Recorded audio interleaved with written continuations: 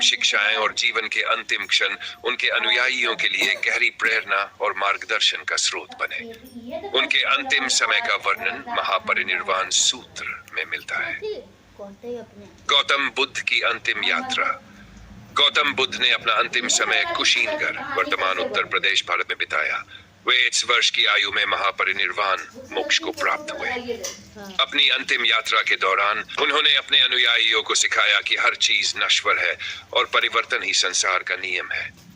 बुद्ध की अंतिम शिक्षाएं। परिश्रम से ही मोक्ष संभव है। उनकी अंतिम उपदेश की पंक्तियां थी, वेदम्मा संखारा अपमादेन संपादित। सभी संस्कार नाशवान है, सतर्क रहकर अपने उद्धार के लिए प्रयास करो। ये सिखाता है कि हर व्यक्ति को अपने कर्मों के माध्यम से अपने जीवन को सुधारने और मुक्ति का मार्ग खोजने का प्रयास करना चाहिए। 2. नश्वरता की स्वीकार्यता। बुद्ध ने दुख से मुक्ति।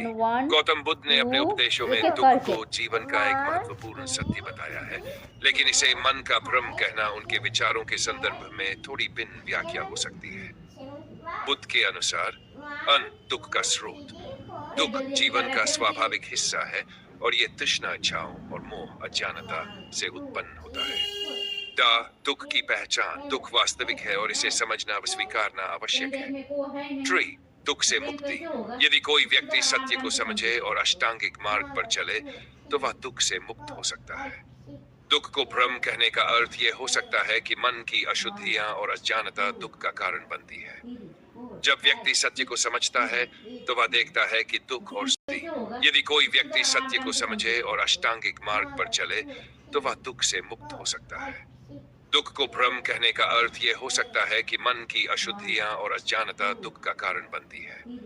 जब व्यक्ति सत्य को समझता है तो वह देखता है कि दुख और सुख दोनों अस्थायी है। अगर आप किसी विशेष संदर्भ में ये वाक्य समझना चाहते हैं तो कृपया विस्तृत जानकारी दें।